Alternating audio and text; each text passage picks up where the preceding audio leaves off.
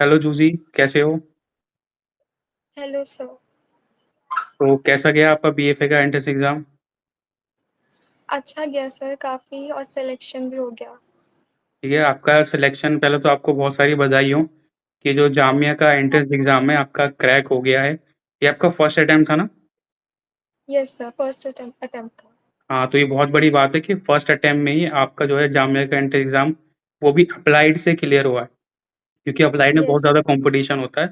फिर भी आपने उसको फर्स्ट अटेम्प्ट में ही क्रैक कर लिया, तो एक बहुत बड़ी अचीवमेंट है ये।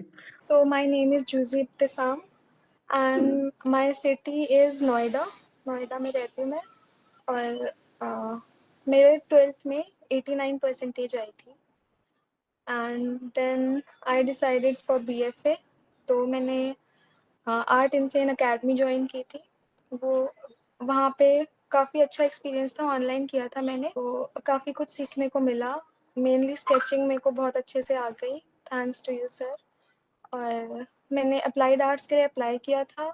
तो उसमें जो एग्ज़ाम था उसमें आया था, लोगो बनाने के लिए आया था, वो भी आपने सिखाया था मुझे काफ़ी अच्छे से।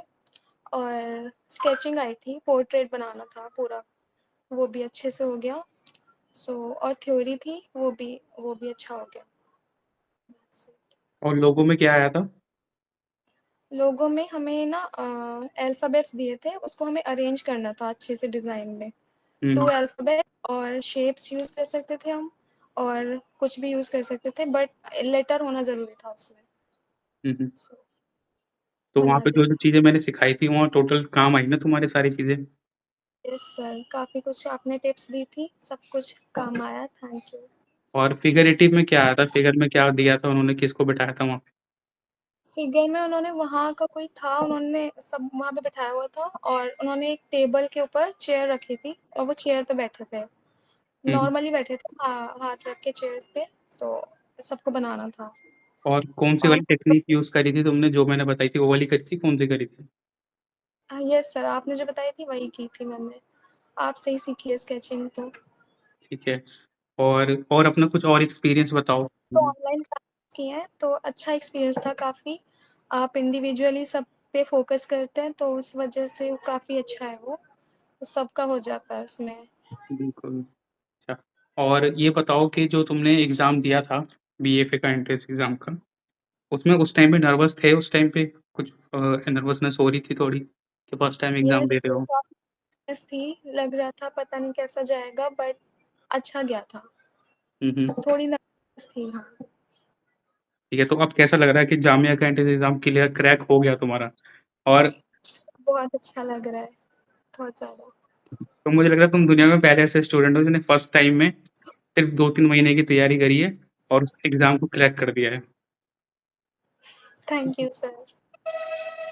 तो आई देखो, ज़ाहिर-सी बात है तुमने मेहनत भी करी है और बहुत से बच्चे मेहनत नहीं करते हैं, ठीक है? और तैयारी भी नहीं करते सही से। बहुत से लोग हैं जो सोचते हैं कि ऑनलाइन क्लासेस से कुछ नहीं होता है। सो उनको क्या बोलना चाहोगे जो इस तरह की सोच रखते हैं? तो उनके लिए यही टिप है कि आप ट्राई करें ऑनलाइन, बहुत अच्छा होता है। और ऐसा कुछ नहीं होता, ऑफलाइन ऑनलाइन में कोई डिफरेंस नहीं होता, आप सब पे फोकस करते हैं तो मैं रिकमेंड करूँगी कि आपकी अकेडमी ज्वाइन करें। काफ़ी उससे फ़र्क पड़ता है, बिल्कुल, क्योंकि खुद से कर रहे होते हैं तो हमें ऐसे आइडिया नहीं होता ना कि कैसे क्या हुँ, करना है। तो गाइडेंस होती है तो फिर बेटर रहता है वो। है ना? अब बहुत से बच्चे ना इस चक्कर में इन्वेस्ट नहीं करना चाहते खुद पे। खुद से ही प्रैक्टिस कर रहे हैं, खुद से ही मेहनत कर रहे हैं। उस चक्कर में उनके साल खराब हो रहे हैं। देखो तुमने एक ही बारी में सीधे छक्का मार दिया बाउंड्री के बाहर। तो वो किस वजह से हुआ? क्योंकि तुमने खुद पे इन्वेस्ट किया। तुम्हें पता था कि हाँ, इन्वेस्ट करना बहुत ज़रूरी है, सीखना बहुत ज़रूरी है। अगर तुम इन्वेस्ट नहीं यस। करते, तो एंट्रेंस एग्ज़ाम क्लियर नहीं होता, पूरा साल खराब हो जाता, है ना? कितनी यस सर। कितना बड़ा लॉस देखना पड़ता। और वहीं तुम इस तरीके से हैप्पी फ़ील कर रहे हो, ठीक है? आप इस सेलिब्रेशन को एन्जॉय कर रहे हो, किस वजह से? क्योंकि तुमने इन्वेस्ट किया खुद पे, खुद की मेहनत पे यस। किया, सीखे, टेक्नीक्स को सीखा और अब ये चीज़ें तुम्हारे लाइफ़ टाइम आगे काम आएगी। अब पूरी लाइफ़ तुम्हारी सेट हो चुकी है। तुम्हारी बीएफए में एडमिशन क्लियर हो गया। आने वाले 4 साल बाद जब 2 साल बाद एमएफए भी करोगे उसके बाद, तब भी ये कि तुम्हारी लाइफ़ सेट हो गई है।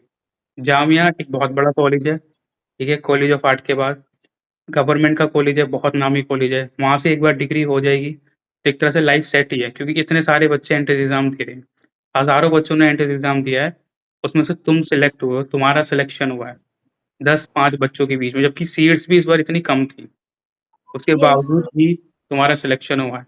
सो ये कोई लक बाय चांस नहीं हुआ, तुमने मेहनत करी है, जो भी टेक्निक्स तुम्हें सिखाई गई तुमने उसको अच्छे से फॉलो किया, सारे मेथड्स को, टेक्निक्स को अच्छे से फॉलो किया, उस वजह से तुम यहाँ पे पहुँचे।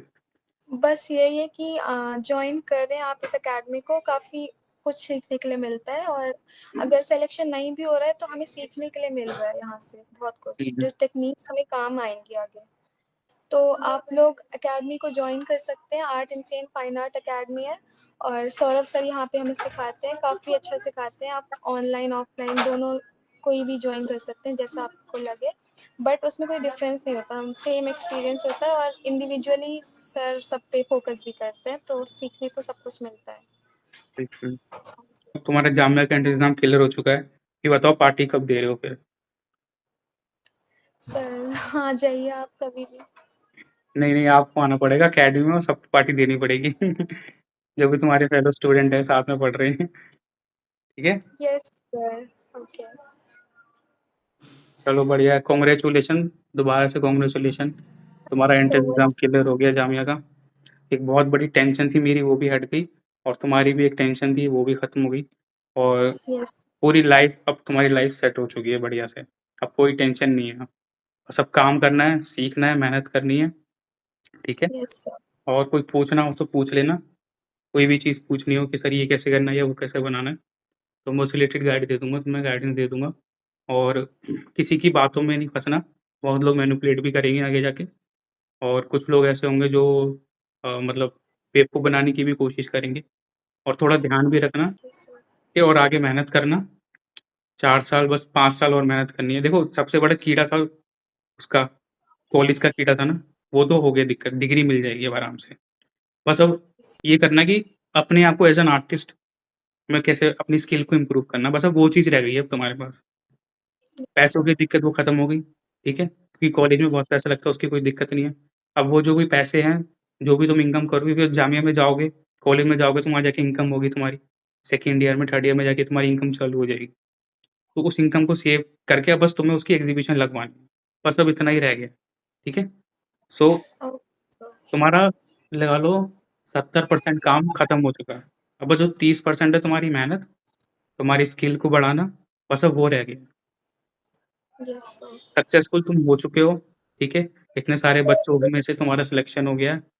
70% सक्सेस तुम्हें मिल चुकी है, बस 30% मिलनी रह गई है, और बस वो भी मिल ही जाएगी 5 साल के अंदर, ठीक है? Thank you sir. यस। ठीक है, चलो बाय फिर, और कोई भी चीज़ हो तो पूछ लेना, ठीक है? Okay sir. Bye. Bye. Thank you.